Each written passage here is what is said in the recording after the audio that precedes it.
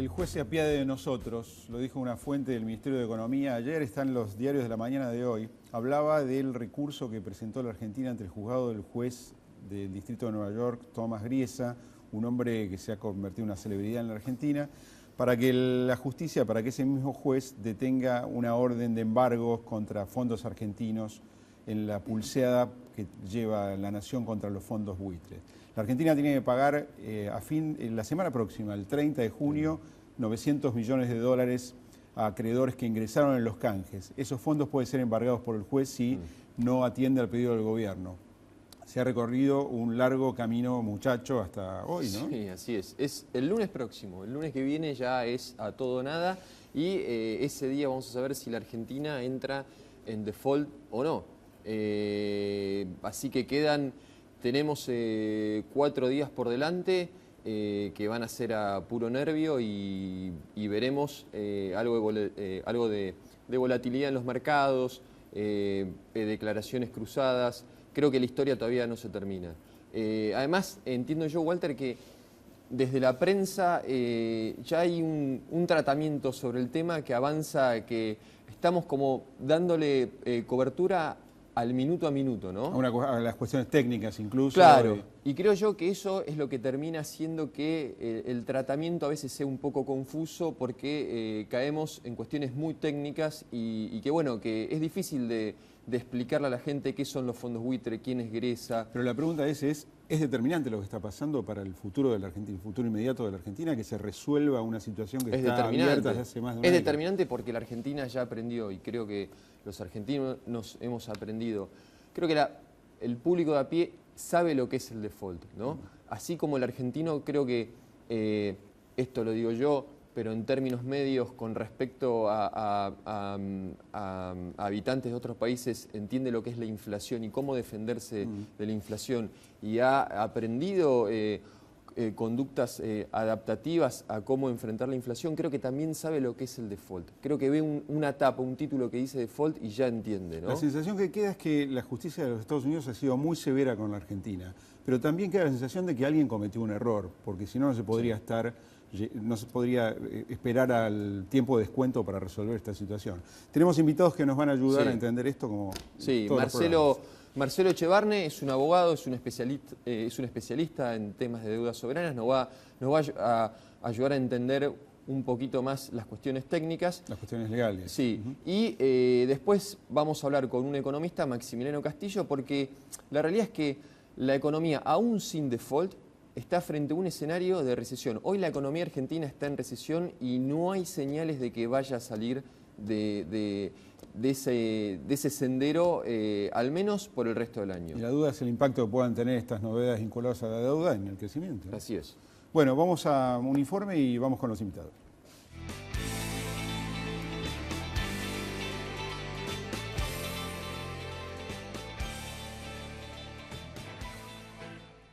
Después de la dura derrota en los tribunales de Estados Unidos, la Argentina iniciará finalmente la negociación con los fondos buitre. La justicia de Nueva York, a la que se sometió voluntariamente, ha obligado al país a reestructurar el 100% de la deuda soberana que entró en default hace ya más de una década. La historia reciente dice que el kirchnerismo propuso 2 canjes a los acreedores. Consiguió ordenar así el 93% de sus compromisos impagos como consecuencia de la crisis. Tras los fallos adversos, el gobierno debió reconocer los derechos del 7% restante.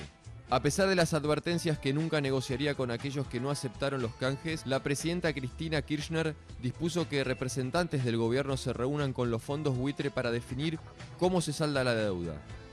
Los fondos especulativos, que compraron en su momento bonos en default depreciados, en el plazo de unos pocos años obtendrían una ganancia de más del 1000%.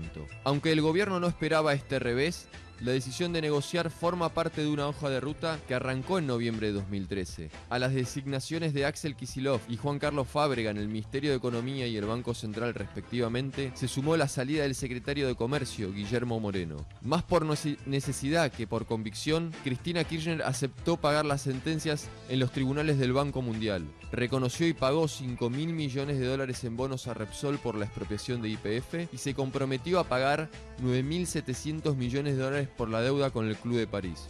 Ahora es el turno de los buitres. El país deberá cumplir con una serie de pasos legales y pasar por el juzgado de Tomás Griesa en los tribunales de Nueva York para fijar los términos de una negociación que no está exenta de riesgos. La Argentina enfrenta la semana próxima un pago de 900 millones de dólares. Un fallo dispone ahora que debe pagarles al mismo tiempo a los fondos buitre. Esos depósitos podrían ser así embargados por una orden judicial. Pero además, una mejora en el pago de la deuda activaría automáticamente reclamos de los acreedores que entraron en los canjes. Las cifras de la deuda podrían multiplicarse. 13 años después de haber declarado el más grande default de la historia del capitalismo, ¿está la Argentina en condiciones de afrontar simultáneamente todos estos compromisos?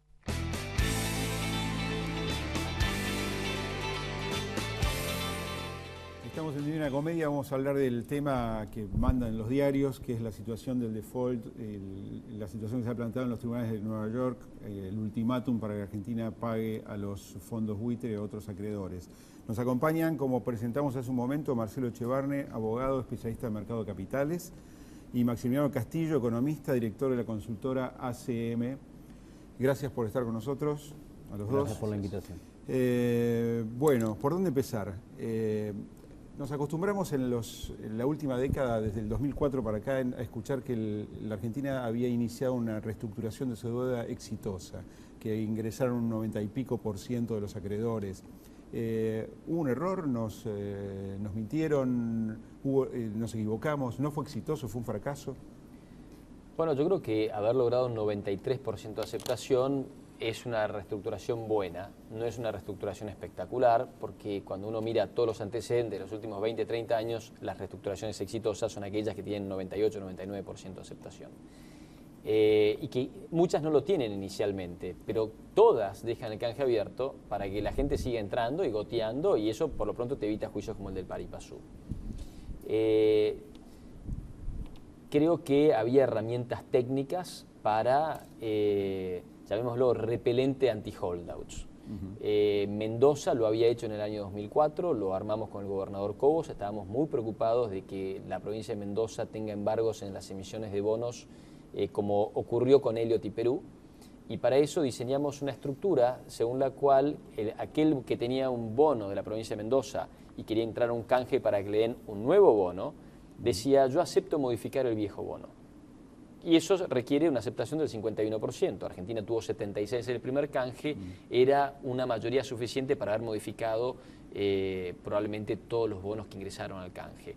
Uno no puede modificar cuánto tiene que pagar, dónde lo tiene que pagar y cuál es la tasa de interés, pero uno puede modificar otras cláusulas. En Mendoza nos concentramos en modificar una cláusula, que era la renuncia a la inmunidad soberana, que la provincia desrenuncie de alguna manera a la inmunidad soberana que había renunciado en los bonos viejos. De esta manera había protección de inmunidad soberana para esos bonos en Estados Unidos. Entonces, cualquier emisión de la provincia de Mendoza en Estados Unidos no podía ser atacada por ningún tenedor de los viejos bonos. ¿Qué es lo que está pasando acá? Los tenedores de bonos viejos que no entraron al canje están atacando los pagos de aquellos que entraron al canje, porque la medida cautelar dice: si Argentina le quiere pagar al que entró al canje, le tiene que pagar al mismo tiempo al que no entró al canje. Si no, está violando su obligación de trato igualitario, porque hay una ley cerrojo que alteró el rango de privilegio de unos y otros. Hay un bono que tiene más privilegios, otro que tiene menos, en consecuencia hay que pagar los dos al mismo tiempo. ¿Coincidís que faltaron que se articularan algunas decisiones judiciales? Sí, evidentemente la estrategia legal falló, digamos. Si bien fue buena en términos de ganar tiempo, porque pasaron muchos años sin dificultades mayores, evidentemente tener sentencias condenatorias en primera instancia, en segunda instancia, y que no lo revise la Corte, evidentemente demuestra que la estrategia falló. Ahora, ¿pero esto es una responsabilidad del estudio de abogados o es una responsabilidad de la Secretaría de Finanzas, del Ministerio de Economía, del Gobierno? No, es una responsabilidad del Gobierno, definitivamente. O sea, la República está liberada de elegir a los abogados que quiera. Si vos elegís mal a tus asesores es problema tuyo, digamos.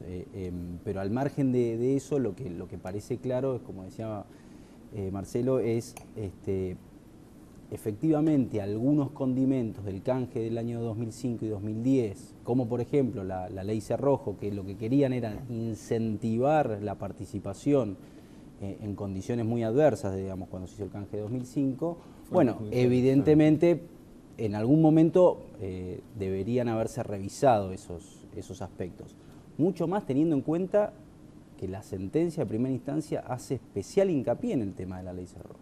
Entonces, ahí se ve como cierta obstinación del gobierno en no querer cambiar algunos aspectos que en algún momento pueden haber sido buenos para la estrategia, pero que con el paso del tiempo se deberían haber modificado. Yendo a algo más reciente, Argentina se comprometió, suspendió la ley Cerrojo el año pasado y se comprometió a abrir el canje. Bueno, nunca se hizo. Nunca se hizo, digamos, todavía estamos dando vuelta y lo peor del caso, por lo menos para mí, en términos del impacto sobre la evaluación de los activos financieros y las necesidades de financiamiento y las posibilidades de financiamiento de la República, de las provincias y del sector privado, es que no se dan explicaciones. No se sabe por qué no se abrió el canje. Por ahí es una estrategia que está bien, digamos, pero uno no la conoce. Entonces eso genera incertidumbre y la incertidumbre se refleja en mayor tasa de interés. Marcelo, ¿cuándo nos vamos a enterar si la economía argentina entra en default o no? ¿Recién el lunes que viene o hay posibilidad antes de tener el horizonte más despejado? Bueno, el juez Griesa tiene que responder al pedido de Argentina de levantamiento o de la suspensión de la sentencia. Supongo que va a responder pronto. Ojalá que lo haga. ¿Cómo lo ves eso? Yo creo que es posible que el juez diga, ya sabemos que usted tiene que pagar 1.330 millones, que es la presentencia que hemos dictado años atrás, no sabemos cuál es el monto final. Mientras se determina el monto final con este mediador que acabamos de designar, mediador que no está para aplicar una quita ni ofrecer un plan de pago, sino para determinar el monto que Argentina tiene que pagar, mientras eso se determina, como hay un monto cierto de 1.330 millones, Argentina debe depositar garantía de cumplimiento en alguna cuenta bancaria, en efectivo, en bonos, una caución, lo que fuese. Y si eso ocurre, sin duda nos van a dar la suspensión de la sentencia mientras se determina la reconciliación de números, la liquidación final. Esto es como cuando a uno le chocan el auto, hace un juicio de daños y perjuicios y el juez condena a la otra parte, bueno, después hay que presentar la liquidación según las pautas que estableció el juzgado. Acá es lo mismo, hay que determinar el número. ¿Ese es el rol del mediador? Eso para mí va a ser el rol fundamental del mediador. Y eso es un proceso que puede llevar una semana o 3 meses. Ahora, el vencimiento es el lunes. Digo, si no se levanta la medida, entras en default el lunes. ¿Vos pensás que todo esto se va a poder llegar a hacer en 4 días, 3 días? El levantamiento de la medida cautelar, la suspensión de la sentencia suspensión puede ocurrir de acá hasta el lunes. Hay algo muy curioso que me decía un empresario de real estate ayer. Me decía, ¿cómo hace para pagar el lunes? ¿Tiene la cuenta bancaria donde mandar la plata? No, no está. A lo que te agrego lo que te acabo de decir. Argentina no sabe exactamente cuánto tiene que pagar. Con lo cual, si Argentina quisiera pagarle a los demandantes todo lo que tiene que pagarles el lunes, fácticamente no puede hacerlo. Con lo cual... Pero la sentencia habla de 1.330 millones de dólares, la sentencia de 2012, ¿no? Pero no hay una sentencia de daños todavía. Lo que hay es una presentencia, porque Elliott quería tener la sentencia sobre la violación a la cláusula de igualdad de trato. Argentina violó, según los demandantes, 2 cosas. La obligación de pagarles lo que les debe y la obligación de tratarlos iguales que a los demás. Entonces acá tenés una sentencia con una medida cautelar vinculada a la obligación de tratarlos igual que al resto. Ahora Argentina debería pedir la sentencia final sobre el monto a pagar, que de hecho lo ha dicho Griesa en la audiencia que tuvo un par de viernes atrás. Ustedes no sé si recuerdan que Griesa dijo, si hay un problema y una discusión sobre la forma de pagar, pueden venir al tribunal, sentarse y discutir cómo lo hacen. Y además creo que todavía no hay un monto final, ¿no? Les pregunta a los abogados. Efectivamente, no hay un monto final. Quiero dejar una pregunta para los dos para el próximo bloque.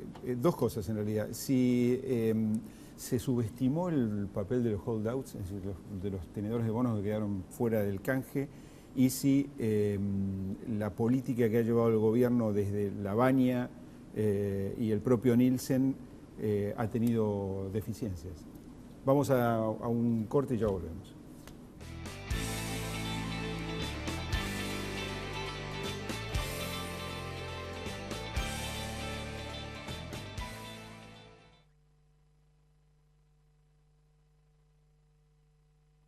Vení, jugá, divertite.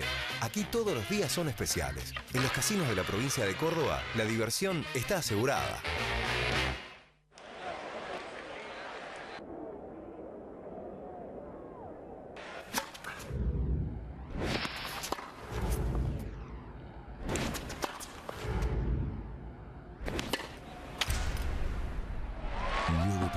908 Roland Garros te lleva a las emociones.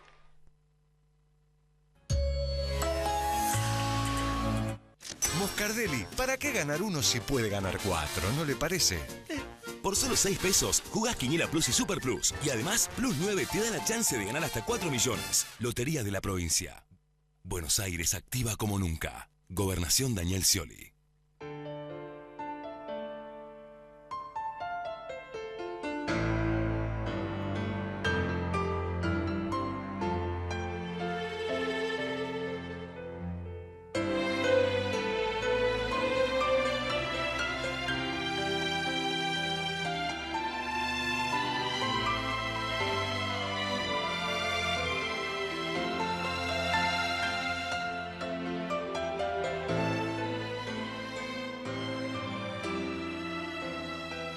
No esperemos 4 años para disfrutar el fútbol todos juntos. Lograr un fútbol sin violencia también es crecer.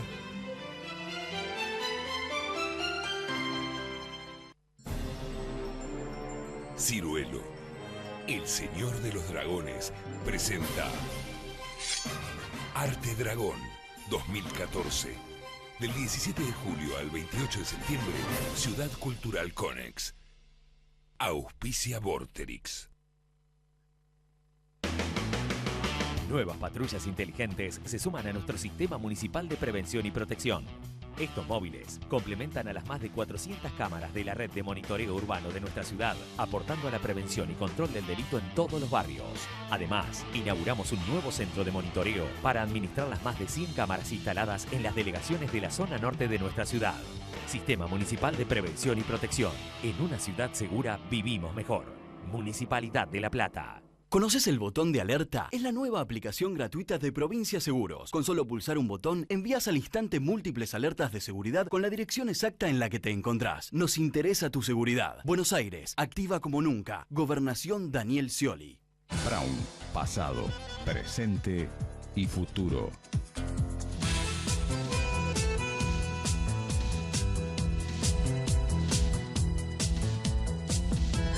Almirante Brown, ciudad de las artes y las ideas.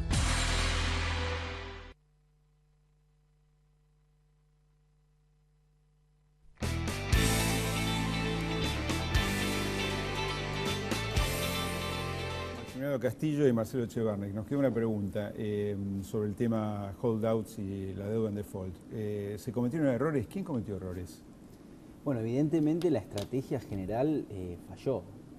El resultado es que hoy, 13 años después del default de 2001, estamos como cuando volvimos de España, digamos, con un problema muy importante. Entonces, sin ser especialista legal ni mucho menos, evidentemente algunos puntos de la estrategia fallaron. O se confió el gobierno en la estrategia legal y iba a ser la correcta, o también se confió que este esquema de repudiar la deuda, decir, mira, yo los holdouts nunca los voy a pagar, era una estrategia sostenible, cuando cualquier persona con el más mínimo sentido común sabe que indefinidamente no se puede tener la situación así. Digamos. Yo puedo entender que en el año 2003, 2004, 2005 era una estrategia de comunicación, mostrarse duros, etcétera, pero de largo plazo, digamos, cualquiera puede entender que no iba a ser razonable.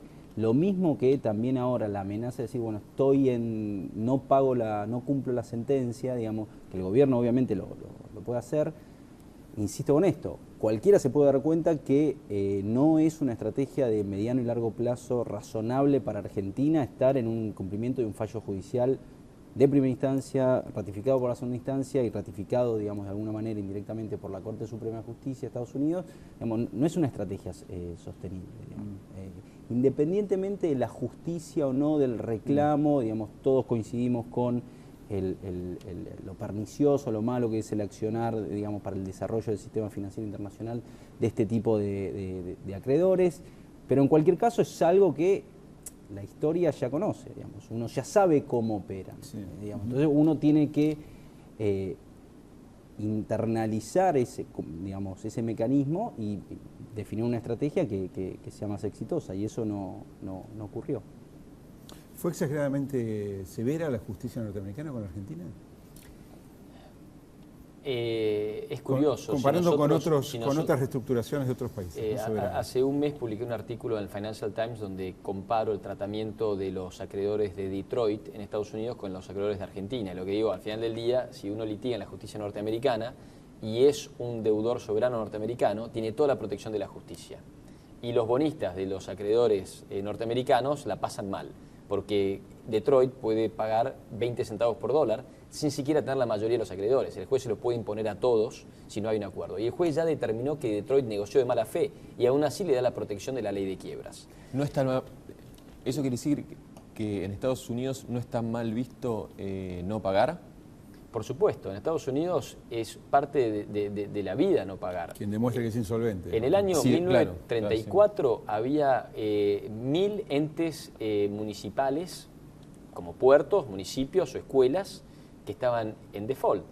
Y para eso hicieron una ley, que fue aprobada por la Corte recién en el año 38, luego de un par de cambios, se utilizó para reestructurar deuda preexistente a esa ley.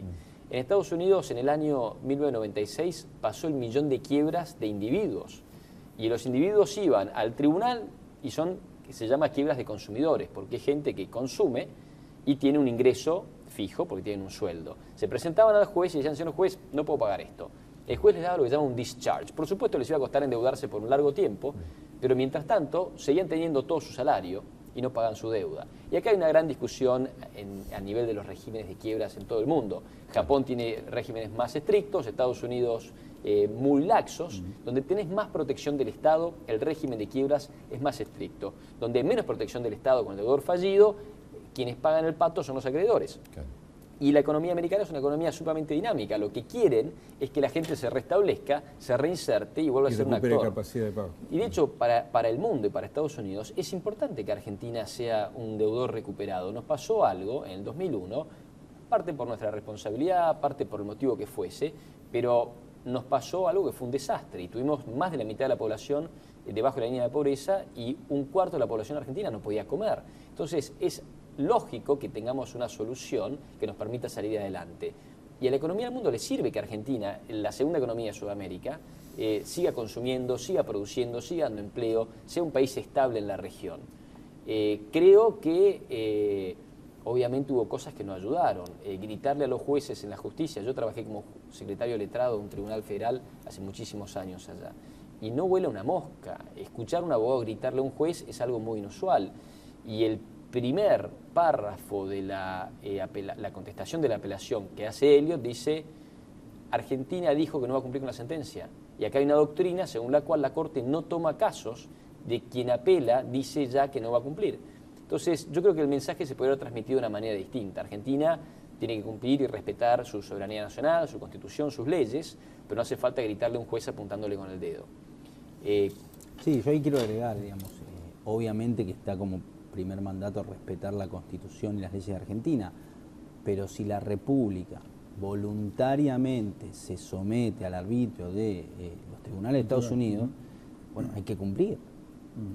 Digamos, si no, no nos hubiéramos sometido. Acá nadie obligó al país a emitir bonos en el año 2005, esta administración, bonos con legislación internacional, con legislación de Nueva York particularmente. Bueno, eso lo hizo el gobierno, conociendo todas estas dificultades, conociendo el tratamiento que tienen los estados en Estados Unidos o las municipalidades, que es distinto al del resto de los estados soberanos. Bueno, ya conocían todo, digamos, se sometieron igual. Entonces, si ahora salió mal la estrategia y hay una condena, bueno, hay que tratar de respetar el fallo judicial. Maximiliano, te quería preguntar, teniendo en cuenta desde dónde partimos hoy, ¿la economía va a ser una si solucionamos este tema de la deuda y otra si no lo solucionamos para el próximo, la segunda mitad de año y el próximo año?